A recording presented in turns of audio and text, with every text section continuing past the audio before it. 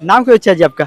जी मैं अभिमन्यु। अच्छा अभिमन्यु जी, आप हमें ये बताइए, अभी लोकसभा का चुनाव आने वाला है, उस लोकसभा चुनाव के दौरान आप किनको देखना चाहते हैं 2024 में प्रधानमंत्री के रूप में? प्रधानमंत्री के रूप में तो भाई नरेंद्र मोदी जी को ही देखना चाहेंगे। लेकिन क्यों, क्या कुछ खास है क्या? उन्होंने तो पूरे इंडिया के लिए बहुत कुछ किया है। क्या कुछ किए हैं, बता सकते हैं? क्या नहीं किया ये तो दिखता है। तो बताइए हमें, क्या कुछ दिखता है, क्या कुछ किए हैं?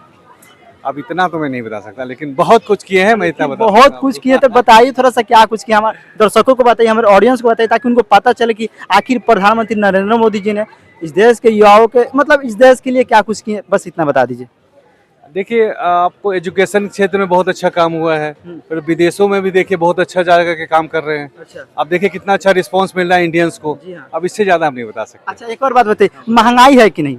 देखिए महंगाई तो है, महंगाई तो हर जगह होता है और रहेगा ही। महंगाई तो है, रहेगा ही। लेकिन कांग्रेस काल में तो मतलब महंगाई नहीं थे भाई साहब। तो नहीं था तो आपका क्या स्थिति था इंडिया का, आप वो भी तो देखिए। भारत का स्थिति क्या था कांग्रेस के राज में, ये तो आपको देखना ही है। आप खुद भी समझदार हैं, आप भी इस चीज को देख सकते हैं, जज कर सकते हैं। अच्छा, अब हमें ये बताइए, बिहार पूरे भारत में जो है ना 8% लोग बेरोजगार, अर्थात समझ लीजिए 15-20 करोड़ के करीब में लोग बेरोजगार हैं। बेरोजगारी समझ लीजिए एकदम चरम सीमा पे है। बेरोजगारी के संबंध में हम क्या बोले आपको? अच्छा, आदमी बेरोजगारी है कि नहीं है? बेरोजगारी तो है, ये है, हम ये नहीं कह रहे कि नहीं है, लेकिन उसी में है कुछ लोग अपना रास्ता ढूंढ लेते हैं, कुछ नहीं ढूंढ पाते हैं। जैसे हम बताइए, ऐसा कौन सा लोग जो रास्ता ढूंढ लेते हैं, कौन सा ऐसा साधन संसाधन मिल जाता है जिसको लोग अपना लेते हैं और उस कार्य की वजह से लोगों को रोजगार मिल पाता है? देखिए पॉपुलेशन ज्यादा है तो रोजगार आप चाहिएगा, सरकारी नौकरी मिल जाए तो वो तो संभव नहीं है कि सबको सरकारी नौकरी मिल जाए। तो आप अपना कुछ व्यवसाय शुरू करिए। तो फिर मोदी जी क्यों बोले कि 2 करोड़ लोगों को रोजगार देंगे हम? अब देखिए खोजेंगे तो 2 करोड़ तो मिल ही जाएगा ना, लेकिन 2 करोड़ का मतलब ये नहीं है कि 5.5 लाख लोगों को ही रोजगार दिए हैं मोदी जी सिर्फ 10 सालों में। ठीक है, मान लिया आपकी बात, लेकिन क्या है ना कि सरकार के पास जितना था वैकेंसी उन्होंने दिया, बाकी अब जो जनता है वो खुद तलाशे कि हमें कहाँ जो रोजगार मिलेगा। अच्छा, राहुल गांधी के बारे में क्या कुछ विचार रखिएगा? अब हम क्या बोलें आपको, वो तो 70 साल से शासन करते आए हैं, उनके परिवार के लोग, तो आप भी जानते हैं। हाँ, लेकिन उन्हीं का दिया हुआ है, जैसे रेल की बात करें तो उन्हीं का दिया, बहुत सारी चीजें उन्हीं का दिया हुआ है। वो तो देखिए वो तो हमें नॉलेज नहीं बता सकते आपको, लेकिन हम इतना जानते हैं कि उससे बढ़िया सरकार चल रहा है। लेकिन अच्छा चलिए, विपक्ष वाले सवाल ये भी खड़ा कर रहे हैं कि मोदी जी का 5 कार्य गिना दीजिए। अब भैया आप किसी और से पूछिए। चलिए धन्यवाद। बाकी ऐसा ही लोग मिलते हैं भाई, बाकी और से हम बातचीत करते हैं। बिहार के जितने भी युवा अवस्था के जो लड़के, देखिए भाई लोग वहाँ भीड़ लगल, पता है रीजन क्या है? लड़की है। हेलो भैया, थोड़ा कुछ बात करना था। अच्छा जी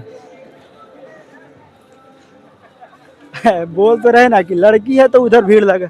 अब भैया कुछ हम लोग को भी बात करना था, तो इधर आ जाइए लोग। हो गया भाई लोग थोड़ा दिखाइए, इधर लड़की रिपोर्टर है तो इतना भीड़ लगल है। अच्छा बताइए भाई लोग, थोड़ा इधर भी आइएगा। हो थोड़ा इधर आइए भाई, फेस वाले भाई साहब। फेस वाले भाई साहब, लड़की है तो उधर खूब बात कर रहे हैं, इधर लड़का है तो बात नहीं करने का मन कर रहा भैया। अच्छा, 2024 में किनको देखना चाहते हैं प्रधानमंत्री के रूप में? जो भाई, सब इंसान एक ही जैसा होता है, अपने भली के लिए जानता है, सब अपने भली के लिए है। हम उन्हें पूछ रहे हैं किनको देख, अपना पेट देखता है, इसका रोजगारी नहीं देखता है कोई भी, सब पहले अपना देखता है। उससे पहले आप सभी लोग एक बात है, मतलब दिखा देना चाहते हैं, हम लड़का है तो इधर जनसंख्या देख लीजिए 1 और 2, इधर लड़की है तो इधर थोड़ा जनसंख्या देख लीजिए। रहता है, मच्छी वही रहता है, वहाँ जाएगा। क्या बोले? गंदगी के पास कीड़ा जाते हैं, कीड़े के पास जाता है। चलिए थोड़ा सा, तो भाई लोग थोड़ा सा हौसला दिए। नहीं है कि लड़की की तरफ से आपके इग्नोर किया जा रहा है। को डायरी में खिसला के रखिए, को फाड़ दीजिए, को रख दीजिए, वहाँ मक्खी लग जाएगा, जो पैक रहेगा उस पे ना लगेगा। इसका मतलब हम अच्छा कर रहे हैं क्या भाई? अब हमको नहीं अच्छा क्या, अपना काम कर रहे हैं, बिल्कुल अच्छा नहीं कर रहे हैं। अच्छा करते तो वहाँ पे भीड़ नहीं लगता है, यहाँ पे लगता है। अच्छा, तो मतलब वो अच्छा कर रही है कि हम अच्छा किए? वहीं देखिए, और लड़की है वहाँ पे ज्यादा, खुद देखिए अपने आँख से, देखिए कितना भीड़ है उधर। आपके साइड कौन है? कोई नहीं है। चलिए बहुत बहुत धन्यवाद भी, आपसे गले लगना चाहते हो, हौसला तो दिए इतना हो, हालांकि बहुत अच्छा लगा। बाकी और लोग से हम बातचीत थोड़ा करते हैं। अच्छा ए भाई साहब, हेलो हेलो, नाम क्या ब्रो? मनीष। अच्छा मनीष जी, आप हमें ये बताइए किनको देखना चाहते हैं 2024 में प्रधानमंत्री के रूप में? हम किनको देखना चाहते हैं? योगी जी का। योगी जी के? भाई योगी जी नहीं आने वाले अभी। योगी जी आए नहीं।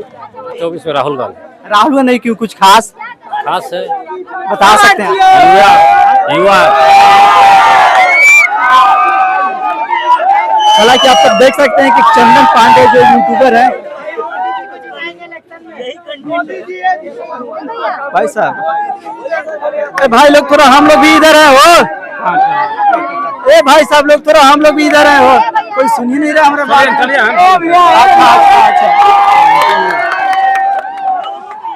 चलिए एक और भाई साहब मिल गए जिनसे बहुत ज्यादा मुलाकात हुआ है, फिर भी इनसे बातचीत थोड़ा करेंगे। आप हमें ये बताइए, अभी 2024 का जो चुनाव है एकदम सर पे है, आप किनको देखना चाहते हैं? मतलब 2024 में प्रधानमंत्री के रूप में बस 5 कारण बताइएगा। यदि किसी को देखना चाहते हैं तो उसका 5 कारण बताइएगा, यदि किसी को नहीं देखना चाहते हैं तो भी 5 कारण बताइएगा।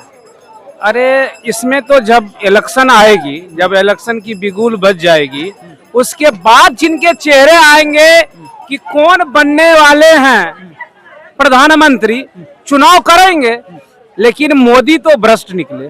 कैसे भ्रष्ट निकला बता सकते हैं? ये सारे सब चीज देख रहे हैं, उनको राम जन्मभूमि का शिला पूजन करने से फुर्सत ही नहीं मिलता है।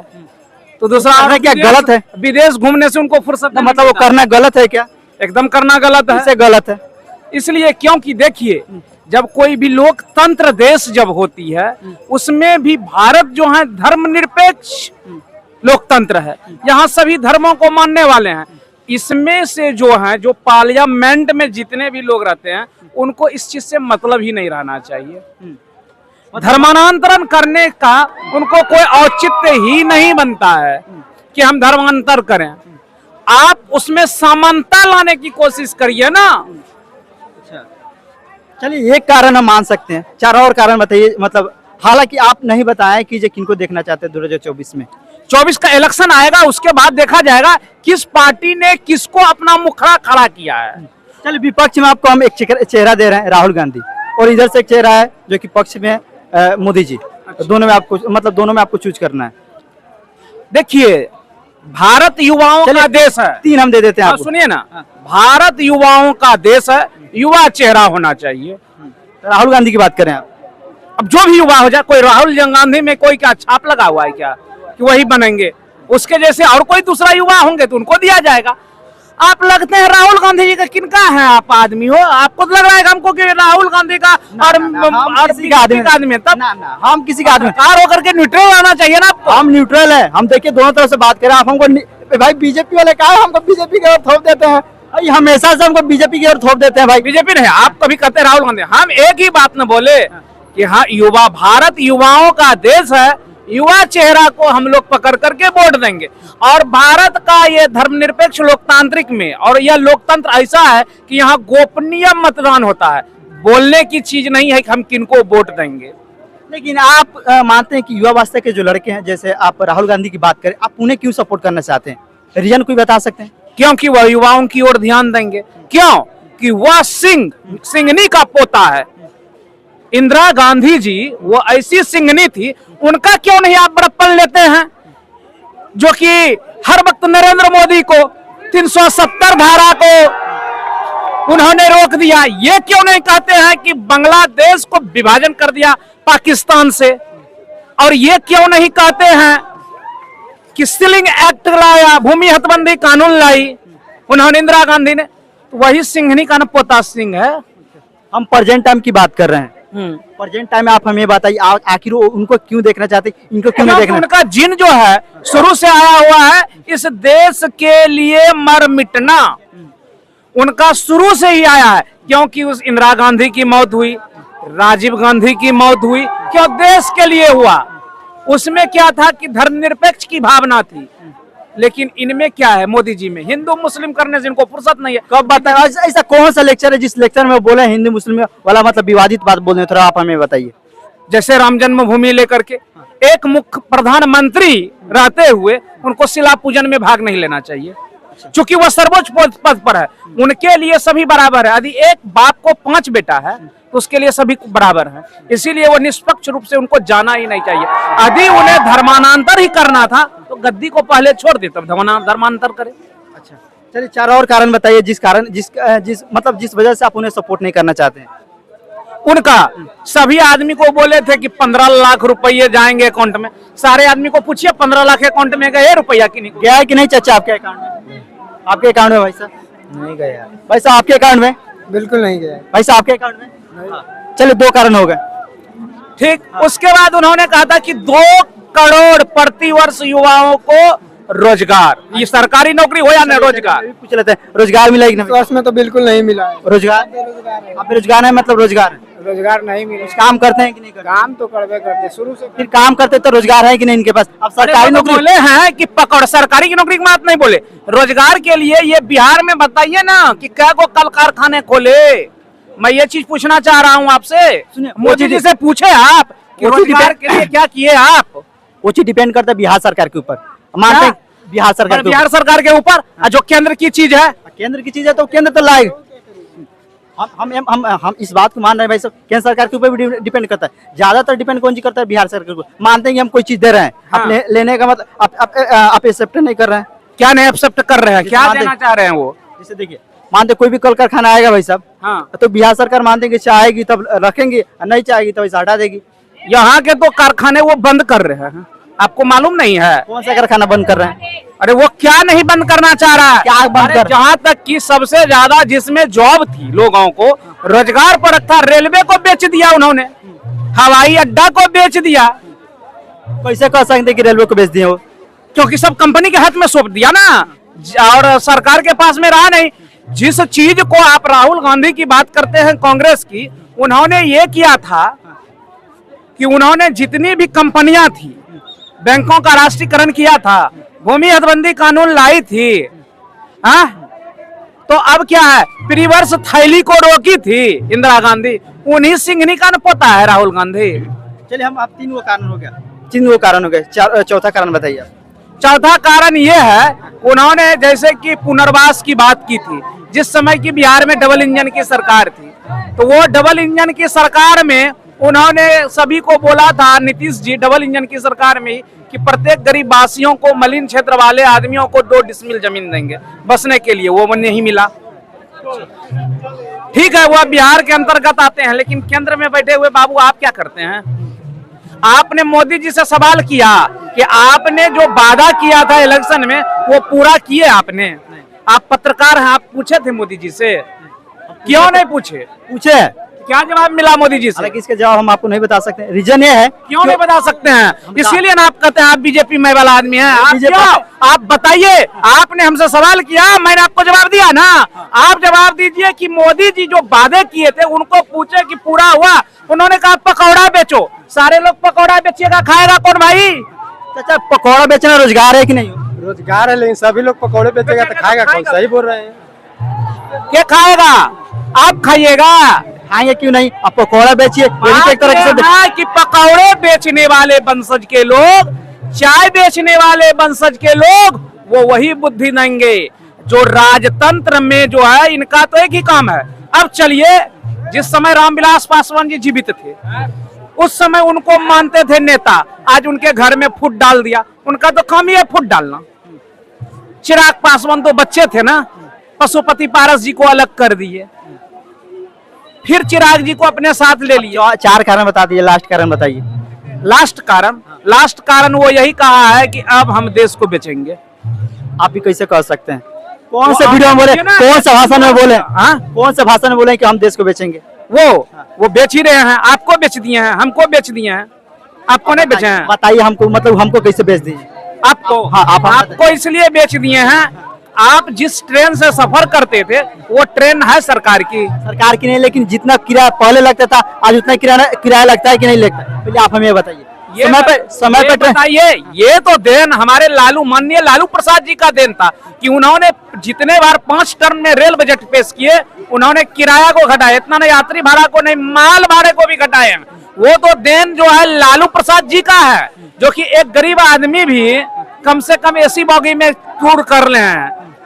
यदि यही बीजेपी की सरकार रहती तो कहां चरम पर चला गया रहता, भाड़ा कहां चला गया रहता, कहना मुश्किल है। जितना विकास, जितना अर्थमेटिकल और इकोनॉमिक वाले आदमी मनमोहन सिंह थे, उससे थोड़े ज्यादा प्रबुद्ध आदमी हैं। चलिए, आप देखिए, ये संख्याओं का खेल है। लोकतंत्र जो है यह संख्याओं का खेल है।